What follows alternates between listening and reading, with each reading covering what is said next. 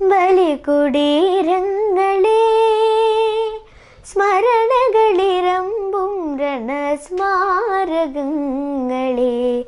ഇവിട ജനകോടികൾ ചാർത്തുന്നു നിങ്ങളിൽ സമരപുളകങ്ങൾ തൻ സിന്ദൂരമാലകൾ. മോഹം മുന്തിരി വാറ്റിയ രാവ് ശേഖരതിയുടെ രാസനിലാവ് तेरे मेरे बीच में कैसा घे बंधन अनजाना. തമിഴ് ഞാൻ പഴം നീയപ്പ ധന ധന മൂരത് കൃഷ്ണ മുരാരി ബൻസിധര മന മോഹന സുഹാവേ. സംഗീതം പഠിച്ചുകൊണ്ടിരിക്കുന്ന ഒരു കൊച്ചുകുട്ടി. പ്രാർത്ഥന, തിരുവനന്തപുരത്തുകാരിയായ പ്രാർത്ഥനയാണ് ഇന്ന് ഞാൻ പരിചയപ്പെടുത്തുന്നത്. ഒരു പാട്ട് നമുക്ക് കൂട്ടുകാർക്ക് വേണ്ടി, അമ്മമാർക്ക് വേണ്ടി, എല്ലാവർക്കും വേണ്ടി ഒരു പാട്ട് പാടാം. ഫാസ്റ്റ് പാടാം. നമുക്ക് ഫാസ്റ്റ് സോങ്ങാണ് ഇഷ്ടം. ഇഷ്ടമല്ലേ? അപ്പോൾ ഒരു സോങ് പാടാം. ഓക്കെ.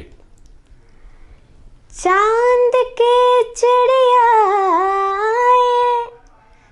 गहलाल के लात मेरे साथ आओ ना आओ.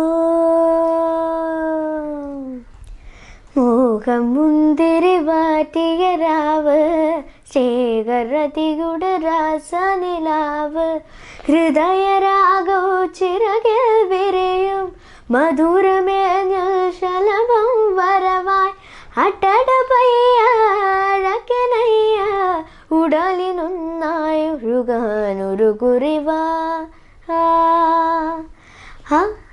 തൊട്ട് തൊട്ട് നിന്ന് മുട്ടി മുട്ടി വന്ന് മുത്ത് മുത്തമിട്ടതാരാണേ കണ്ട് കണ്ണെറിഞ്ഞ് കാത്ത് കാത്ത് തന്നെ കട്ടെടുത്ത കള്ള കാമുകനെ.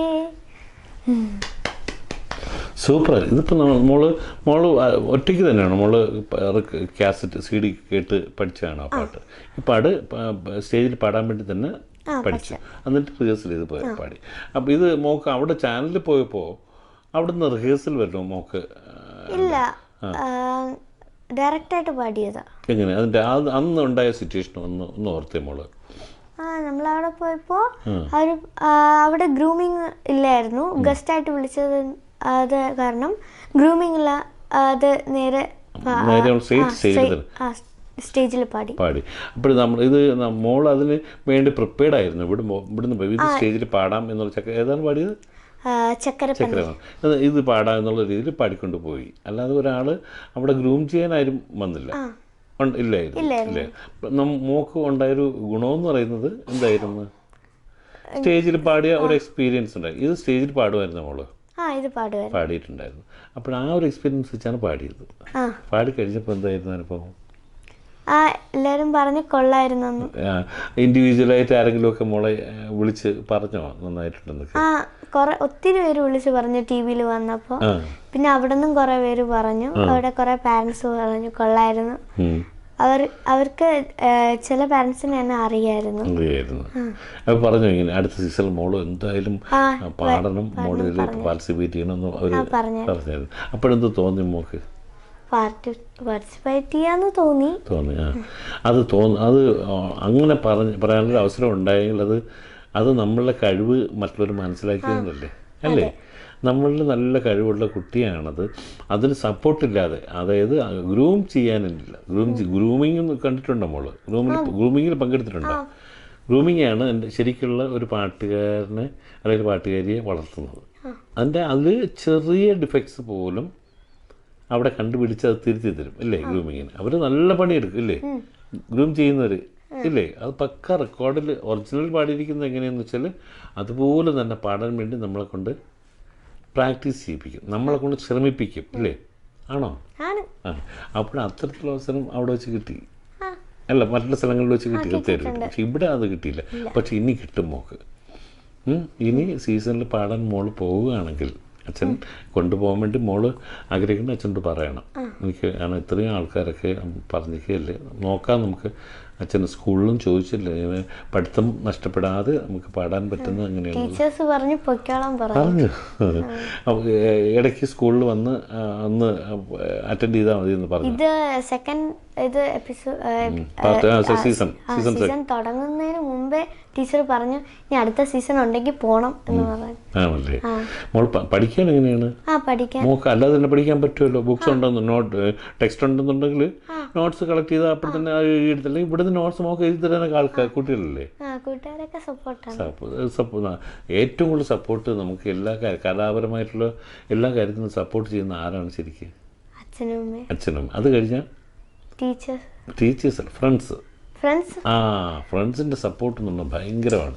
പ്രത്യേകിച്ചും കൊച്ചു കുട്ടികളായിരിക്കുമ്പോൾ നമുക്ക് നമ്മുടെ ഏറ്റവും അടുത്ത കൂട്ടുകാരാണ് നമ്മളെ സപ്പോർട്ട് ചെയ്യുന്നത്. നമ്മൾ വലുതാവണമെന്ന് ആഗ്രഹിക്കുന്ന കൂട്ടുകാരുണ്ട്, ഉള്ളിൽ തട്ടി സ്നേഹമായിരിക്കും. പ്രത്യേകിച്ചും കൊച്ചുകുട്ടികൾക്ക് എൻ്റെ പ്രാർത്ഥന വലിയ ആളാവണം എൻ്റെ കൂട്ടുകാരി, എനിക്ക് എൻ്റെ കൂട്ടുകാരിയാണ് പ്രാർത്ഥന എന്ന് പറയണം. എങ്ങനെയുള്ള കൂട്ടുകാരുണ്ടാ? അതല്ലേ ഏറ്റവും വലിയ സ്വത്ത് എന്ന് പറയുന്നത്, ആണോ അല്ലേ? അതുണ്ടെങ്കിൽ നമ്മൾ ഫുൾ സ്ട്രെങ്ത് ആയിരിക്കും, നമ്മളെല്ലാം നേടിയെടുക്കും. നമ്മുടെ കൂട്ടുകാർ നമ്മളെ നല്ല സപ്പോർട്ട് ചെയ്യണമെങ്കിൽ നമ്മളെല്ലാം നേടിയെടുക്കും. അപ്പോൾ അതുകൊണ്ട് ആ കൂട്ടുകാരോടുള്ള സ്നേഹം എപ്പോഴും നിലനിർത്തണം. അല്ല നമ്മൾ അഹങ്കാരം, നമ്മൾ കുറച്ച് ഇച്ചിരി നല്ല പാട്ടുകാരി ആകുമ്പോൾ നമ്മൾ കൂട്ടുകാരൊന്നും മറക്കരുത്, ടീച്ചേഴ്സിനെ മറക്കരുത്. നമ്മൾ വന്ന വഴി, വളർന്ന വഴി നമ്മൾ കൃത്യമായിട്ട് ഓർക്കണം. ഓർക്കില്ലേ? എങ്ങനെ ഓർക്കണം? ടേപ്പ് കാറില്ല, CD ഇട്ട് ഓർക്കില്ലേ? മനസ്സിൽ നമ്മൾ ആ ഓർമ്മകൾ ഉണ്ടെങ്കിൽ നമ്മൾ വളരുള്ളൂ. ഈ പാട്ട് ഇപ്പോൾ സിതാര പാടിയ പാട്ടല്ലേ മോഹം അല്ലേ? മോള് പാടിയിരിക്കുന്നത് ഇപ്പോൾ പാടിയത് സിതാര പാടിയത് പോലെ ഉണ്ട്. ചെറിയ മിസ്റ്റേക്കുകൾ അത് നമ്മൾ മെയിൻറ്റെയിൻ ചെയ്ത് കഴിഞ്ഞാൽ സിതാര ഈ മോളെ കണ്ണടച്ചിട്ട് മോളെ കാണാതെ ഈ പാട്ട് ഇപ്പോൾ ഇത് കേൾക്കുകയാണെങ്കിൽ ഇതാര് പാടിയത് എന്ന് ഒന്ന് ചോദിക്കുന്നതാവണം. അത് ചോദിക്കും ഇല്ലേ? അങ്ങനെ പറഞ്ഞിട്ടുണ്ടായിരുന്നെങ്കിലും ഈ പാട്ട് സ്റ്റേജിൽ പാടിയിട്ടുണ്ടല്ലോ. ഇത് പുതിയതായിട്ട് പഠിച്ച പാട്ടാ. അപ്പോൾ ഇതിൻ്റെ ഇതുപോലുള്ള അടുത്ത എണ്ണിനെ ചർവയർ പഴനി മല്ലയ ശങ്കരൻ കുടിക്കൊണ്ട് ശങ്കരൻ കുമ്പിടു ദണ്ഡപാണി ദണ്ഡപാണി ദണ്ഡപാണിയ ദണ്ഡപാണി ദൈവമേ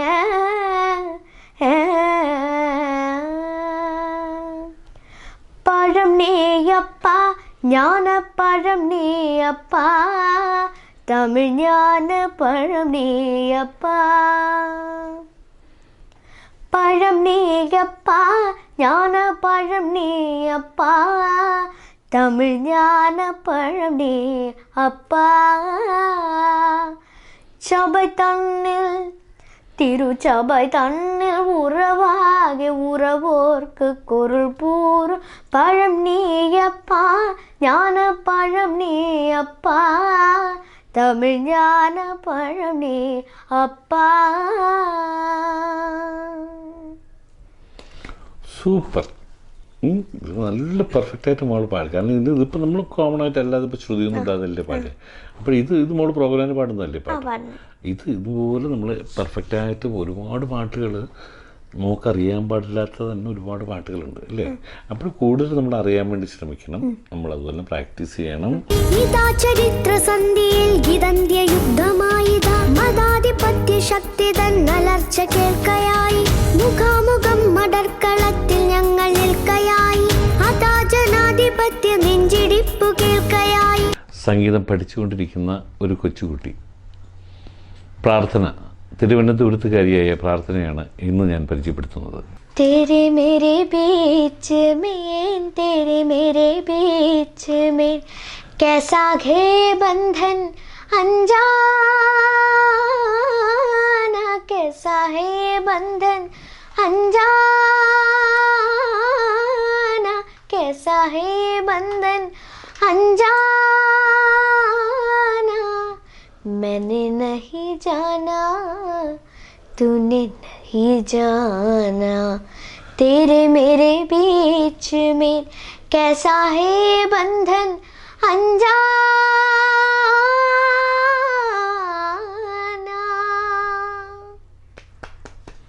സൂപ്പർ. മോക്കിപ്പോൾ ഈ ഏജിൽ ഇങ്ങനെ ഇത്രയും നന്നായിട്ട് പാടാൻ പറ്റുന്ന അച്ഛൻ്റെ അമ്മയുടെയൊക്കെ ഫുൾ സപ്പോർട്ട് ഉള്ളതുകൊണ്ടാണ് അല്ലേ? അച്ഛനും അമ്മയും ഉറക്കം കഴിഞ്ഞിട്ട് മോളെ ഇതിൽ ഇത്രയും മിടിക്കായതെന്തുകൊണ്ടാണ്? അച്ഛനും അമ്മയും ഉറക്കം. അത് നന്നായിട്ട് പഠിക്കാൻ ഇപ്പം ഈ ഏജിൽ തന്നെ ഇപ്പം എത്ര പാട്ട് പാടിയിട്ടുണ്ടെന്ന് അറിയാം നമുക്ക് പ്രോഗ്രാം എല്ലാം കൂടെ. അപ്പോൾ ഏതാണ്ട് 800 മുകളിൽ പാട്ടുകൾ പാടിയപ്പോൾ സ്റ്റേജിൽ എത്രയും സ്റ്റേജിൽ മോള് പാടിക്കഴിഞ്ഞു. അപ്പോൾ അതിൻ്റെ ഫുൾ സപ്പോർട്ട് അച്ഛൻ്റെ അമ്മയുടെയും സപ്പോർട്ട് ഉള്ളതുകൊണ്ടാണ് അല്ലേ?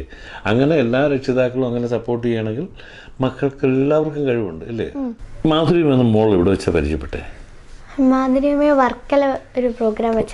മോൾ ആ പ്രോഗ്രാം പാടിയോ? പാടിയോ? എന്നിട്ട് എന്ത് പറഞ്ഞു മോളോട്? അന്ന് കൊച്ചായിരുന്നു. എത്ര വയസ്സുണ്ട്? അന്ന് 6 വയസ്സുണ്ടല്ലേ? അന്ന് ഏത് പാട്ടാന്ന് പാടിയത്? അന്ന് പാടി ബലികുടീരങ്ങളെ പാടി ചക്കരപ്പന്തലും പാടി. ആണ്. അപ്പോൾ പാടി കഴിച്ചപ്പോൾ മാധുര്യം എന്ത് പറഞ്ഞു അവളോട്? എന്നെ ഇങ്ങനെ മടി കിടത്തിയിട്ട് ഞാൻ പ്രസവിച്ച് തരണമെന്ന് പറഞ്ഞു. ഇതൊക്കെ നമ്മുടെ ജീവിതത്തിൽ കിട്ടുന്ന ഏറ്റവും വലിയ അവസരവും ഏറ്റവും വലിയ അവാർഡുകളുമാണ് അല്ലേ? അത് സ്വന്തം കുഞ്ഞിനെ പോലെ സ്വന്തം കുഞ്ഞായിരുന്നെങ്കിൽ എന്ന് ആശിച്ച് പോയിട്ടാണത് പറയുന്നത്. ആണോ അല്ലയോ? അപ്പോൾ അത് കിട്ടുന്ന ഏറ്റവും വലിയ അവാർഡാണ് നമുക്ക് അല്ലേ? ആ ഫോട്ടോയിൽ എവിടെ ഇരുന്നേ? മാധുര്യമ അല്ലേ? മോളെ കെട്ടിപ്പിടിച്ചുകൊണ്ടിരിക്കുന്ന ഫോട്ടോ ഇല്ലേ അല്ലേ? ഉമ്മായിരുന്ന ഫോട്ടോ. എന്നാൽ കുറച്ചുകൂടി ചെറുതായി അല്ലേ? ആ പാട്ട് നമുക്കൊന്ന് പാടാം. ചക്കരപ്പന്തലിൽ. ചക്കരപ്പന്തലിൽ തേൻമഴ ചൊരിയും ചക്രവർത്തി കുമാരാ, നിന്മനോരാജ്യത്തെ രാജകുമാരിയായി വന്നു നിൽക്കാനൊരു മോഹം. ചക്കരപ്പന്തലിൽ തേൻമഴ ചൊരിയും ചക്രവർത്തി കുമാരാ. എന്ത് രസമെന്നറിയോ? കാരണം ഇത് കൊച്ചു കുട്ടികളുടെ വോയിസിൽ അത് ഈ പാട്ടൊക്കെ കാരണം ഇത് എത്ര സീനിയറായിട്ടുള്ള ആൾ പാടിയ പാട്ടാണെന്നറിയാം. അത് മോളെപ്പോലുള്ളൊരു കൊച്ചു കുട്ടി മോളുടെ തൊണ്ടയിരുന്ന ആ പാട്ട് വരുമ്പോഴത്തേക്ക് അത് കേരളത്തിലുള്ള എല്ലാ മലയാളികളും കോരിത്തരിക്കുകയാണ് പാട്ട് കേൾക്കുന്നത്. കാരണം അത് കൊച്ചു കുട്ടിയുടെ തൊണ്ടയിരുന്ന ആ പാട്ട് വരുമ്പോൾ ഇത്രയും പെർഫെക്റ്റ് ആയിട്ടൊരു പാട്ട് വരിക എന്ന് പറയുന്നത് അത് ഗോഡ് ഗിഫ്റ്റാണ് അല്ലേ? മോക്കിപ്പോൾ കിട്ടിയിരിക്കുന്ന ഗോഡ് ഗിഫ്റ്റാണോ? ഗോഡ് ഗിഫ്റ്റാണ്. അത് നമ്മൾ ദൈവം തന്ന ഒരു നമുക്കൊരു ഗിഫ്റ്റ് തരുമ്പോൾ സമ്മാനം തന്നിരിക്കുന്നത്. ഈ സമ്മാനം തന്നിട്ട് പോലും നമ്മൾ എന്നും തുടച്ച് വെക്കണം. ധന ധന മൂരത്ത് കൃഷ്ണ മുരാരി, ധന ധന മൂരത്ത് കൃഷ്ണ മുരാരി, സുലക്ഷण गिरधारे छवि सुंदर लागे अति प्यारी, धन धन मूरत कृष्ण मुरारी, बंसीधर मन मोहन सुहावे, बंसीधर मन मोहन सुहावे, बले बले जावो मोरे मन भावे, भले भले जावो मोरे मन भावे, सब रंग ज्ञान बिचारी, सब रंग ज्ञान बिचारी. അപ്പോൾ ക്ലാസിക്കൽ എല്ലാവർക്കും ഇഷ്ടമായിട്ടെന്ന് തോന്നുന്നു കേട്ടോ. ക്ലാസിക്കൽ മോള് കാരണം മോൾക്ക് സാധാരണ സംഗീതവും ഈ ഹിന്ദുസ്ഥാനി സംഗീതവും ഇഷ്ടപ്പെട്ടു. തൊണ്ടയ്ക്ക് വഴങ്ങുന്ന സംഭവമാണ്. അതുകൊണ്ട് ഹിന്ദുസ്ഥാനി ഇഷ്ടപ്പെട്ടു. അതുപോലെ തന്നെ ക്ലാസിക്കൽ ടച്ചുള്ള പാട്ടുകളും മോൾക്ക് പാടാൻ പറ്റുമെന്നുള്ളത് ഓഡിയൻസ് നേരത്തെ തന്നെ മനസ്സിലാക്കി കഴിഞ്ഞു അല്ലേ? നേരത്തെ തന്നെ കാരണം മോള് പ്രോഗ്രാമൊക്കെ ചെയ്ത് കാരണം എല്ലാവർക്കും അറിയാതെ. ഇനി നമുക്ക് മോള് ഇപ്പോൾ സ്റ്റേജിൽ പാടുന്നു. കാസറ്റിന് വേണ്ടി മോളെ ഏതൊക്കെ പാടിയിട്ടുണ്ട്? കാസറ്റിന് വേണ്ടി വിപ്ലവ ഗാനങ്ങൾ പാടിയിട്ടുണ്ട്. എൻ്റെ ഒരു കാസറ്റ് ഉണ്ട്. എൻ്റെ അകത്ത് ആ CD-യിൽ 10 പാട്ടുണ്ട്. മോൾ ഇൻഡിവിജ്വലായിട്ട് ഒറ്റയ്ക്ക് ഈ 10 പാട്ട് മോള് മാത്രമാണ് പഠിക്കുന്നത് ആണല്ലേ? അല്ല, ഫസ്റ്റ് പാട്ട് ഏതാണ് മോള്? ബലികുടീരങ്ങളെ. ആണോ? അതൊന്ന് കേൾക്കണമല്ലോ. ബലികുടീരങ്ങളെ